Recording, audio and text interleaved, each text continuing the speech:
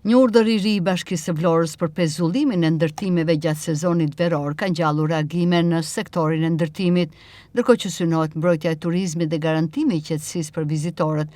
Bizneset paralajmërojnë kosto të papërballueshme dhe ngren pikpyetje mbi bazën ligjore të këtij vendimi. Cilat janë pasojat e këtij urdhri? Për Blu Televizion flet kreu i shoqatës së ndërtuesve Altin Karralli. Nxjerrja e këtij urdhri ka qenë i papritur nga ana jon.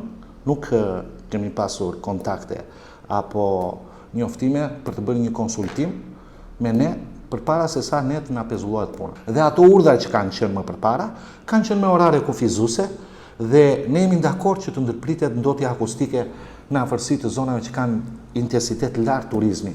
Po nuk mund të ndërpresësh ti punime elektrike, punime të suvatimit të brendshme, punime të mirëmbajtjes apo punime që janë të emergjencë. Jemi shumë dakord që sezoni turistik të jetë sa më i plot, sa më cilësor dhe sa më kualitativ në Bashkinë e Vlorës. Kemi parasysh që zhvillimi i turizmit në Vlorë është njëkohësisht edhe kontribut i ndërtuesve të Vlorës, sepse zhvillimi i Vlorës nga ana e ndërtuesve ka bërë të mundur edhe një thithje më të mirë dhe një qasje më të mirë të turizmit. Dhe njëkohësisht kjo e alternuar edhe me projekte të tjera të infrastrukturës publike.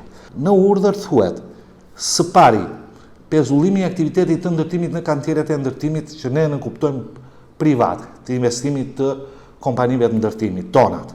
Dhe nga ana tjetër lejohen të gjitha punimet në infrastrukturën publike.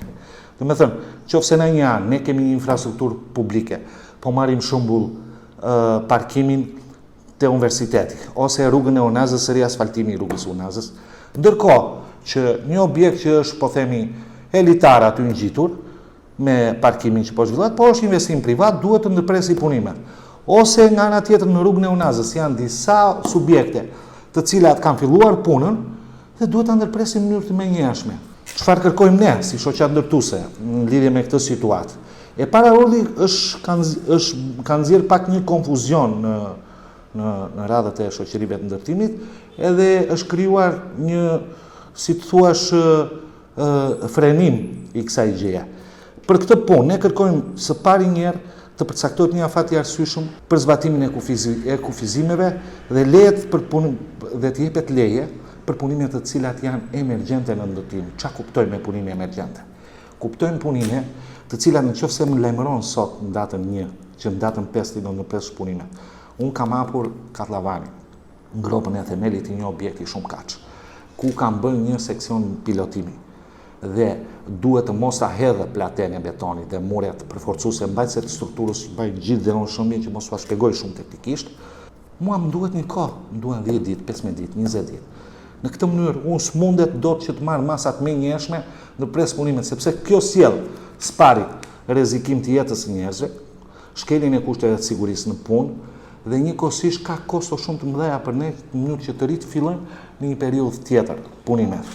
Prej datës 5 qershor e deri në 15 shtator 2026, Bashkia e Vlorës ka urdhëruar kufizimin e qarkullimit të mjeteve të rënda dhe pezullimin e përkohshëm të çdo punimi ndërtimor.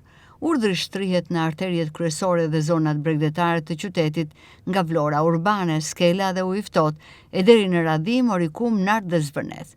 Qëllimi deklaruar i institucionet lokale është i qartë: lehtësimi i trafikut dhe mbrojtja e sezonit turistik nga zhurmat, pluhuri dhe kaosi ndërtimeve, në një kohë kur qyteti pret fluksin më të madh të pushuesve. Prej datës 5 qershor, sipas një urdhri të nxjerrë nga Bashkia Vlorë, pezullohen të gjithë punimet e ndërtimit në një territor të gjerë, kryesisht pranë zonave turistike dhe janë të specifikuara dhe zonat, duke filluar në të gjithë zonat urbane të qytetit të Vlorës, në zonën e Ujit të Ftohtë, të Skelës, të Lungomares e tjerë. Çfarë bie në sy në këtë urdhër është që Bashkia e Vlorës i jep vetes një tagër mbase më të madh se e ka. Pra, ajo thotë që kushdo që kryen punime ndërtimi, automatikisht këto punime janë të pezulluara. Por ndërkohë thotë që ata që do të zhvillojnë punime ndërtimi duhet të koordinojnë me ta.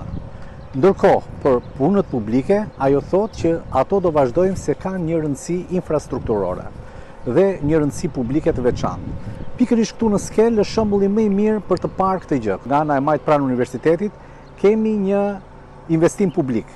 investimi publik është ndërtimi i parkingut nga Fondi Shqiptar i Zhvillimit. Ndërkohë në anën tjetër kemi një investim privat.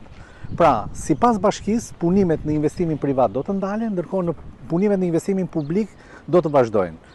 Por, si investim privat, si investim publik, të dy investimet gjenerojnë të njëjtin impakt, pluhur dhe zhurmë. Si gjysma e pluhurit, si gjysma e zhurmës, si zhurma e plot, është e njëjta gjë. Si do të zgjidhet ky ngërç, pra ndërmjet investimit publik dhe investimit privat? Një problematik tjetër është çdo të thot punime ndërtimi, sepse nuk specifikohet lihet e përgjithshme. Punime ndërtimi, do të ndalen të gjitha punimet e ndërtimit, është për shembull lyerja punim ndërtimi, janë punimet e karpentierëve punime ndërtimi apo jo. Pra do të pezullohen të gjitha punimet e ndërtimit apo do të pezullohet vetëm një pjesë e tyre. Dhe pjesa tjetër është, a është konsultuar bashkia me shoqatën e ndërtuesve, a është konsultuar bashkia me ndërtuesit, apo ka një ide bashkia se cili mund të jetë impakti ekonomik dhe social i këtij urdhri? Por pas këtij qëllimi në duke pozitiv, fshihet një faturë rënd financiare. Pezullimi i punimeve për më shumë se 3 muaj rrezikon të përkthehet në vonesa të dorëzimit të objekteve, penalitete kontraktuale dhe rritje të ndjeshme të kostove për bizneset. Këto të fundit e kishin planifikuar tashmë punën dhe kalendarin e investimeve sipas lejeve të miratuara nga po të njëjtat institucione. Por cili është impakti real i këtij vendimi në ekonomi? Si pas kreut të shoqatës së ndërtuesve Altin Karralli. Ne jemi njohur me urdhrin numër 813 Bashkisë Vlorë, i cili lajmëron gjithë subjektet ndërtuese për pezullimin e punimeve të ndërtimit prej datës 5 qershor. S'pari njerë koha nga njoftimi deri në daljen e këtij urdhri është shumë e shkurtër, që një kantier ndërtimi të mobilizohet të ndërpres punimet në mënyrë të menjëhershme dhe kjo shkakton disi jo vetëm një pakënaqësi të sektorit ndërtimit, por njëkohësisht është edhe një impakt i madh social i gjithë sektorit dhe zinxhirit ndërtimor në shoqërinë tonë. Kemi parasysh që në çdo mëngjes nisen në punë me mira, po them, të punësuar, të cilat janë punëtorë dhe specialistë dhe të cilët çojnë ditën e punës në shtëpi, ushqejnë familjen të sektorit ndërtimit. Sektori i ndërtimit përbën shtyllën e dytë kryesore krahas turizmit në lidhje me ekonominë dhe zhvillimin e bashkisë tonë. Po njëkohësisht përbën është edhe një nga bizneset i cili kontribon më shumë me tatime, taksa, duke filluar që nga taksa në infrastrukturë, taksat e përvitshme, kontributet që japim gjithashtu të punonjësit tanë, dhe në këtë mënyrë ndërprerja e kësaj pune jo vetëm që ka një impakt social, sepse do të çojë, domethënë, në ndërprerjen e punës, po do të çojë në ndërprerje pagash e tjera me radhë. Pra, duhet të ndiqet një politik me zbutur dhe të jetë një konsultim më i madh me ne. Unë personalisht nuk e mendoj që kjo gjë do të zbatohet në këtë mënyrë se si ka dalë urdhri, në mënyrë absolute, sepse ndikimi është shumë i madh. Reagimi ka qenë i menjëhershëm, ka mbi 10 kompani që individualisht kanë bërë shkresat e tyre, drejtuar Bashkisë Vlorë, Policisë Bashkiake, në mënyrë që ata të mos synohen sepse janë në proces. Dhe njëherë ripërsërisim kërkesën tonë që ky urdhër të jetë i riformatuar në një mënyrë më të zbutur dhe atje ku me të vërtet ka shqetësime për turizëm, po themi ndotje akustike, po e ripërsëris në lidhje me makineri të rënda, mjete të tjera me radhë, të ketë orare të zbutura dhe punimet të tjera të cilat nuk ndikojnë në krijimin e zhurmave apo në krijimin e ndotjes mjedisore, ti janë punimet të cilat duhet të vazhdojnë në mënyrë normale. Nëse do të zbatojnë këto masat, të cilat për mendimin tonë janë agresive, ne do të rishikojmë pozicionin tonë në lidhje me këtë urdhër. Për te humbjeve financiare, thelbi i debatit mbetet në rafshin ligjor. Pika më e nxehtë të këtij urdhri është e drejta e fituar. A ka tagër ligjor bashkia të pezullojë totalisht punimet në objekte që janë pajisur rregullisht me leje ndërtimi.